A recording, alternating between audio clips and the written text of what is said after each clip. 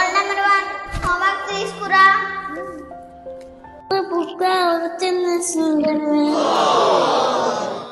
రోజుకి ఒక కథ చెప్తుంది. నిన్న అయితేని కుక్క, ఇవాళ అయితేని ఎలుక. రోల్ నెంబర్ 1 యాపిల్ స్పెల్లింగ్ చెప్పు.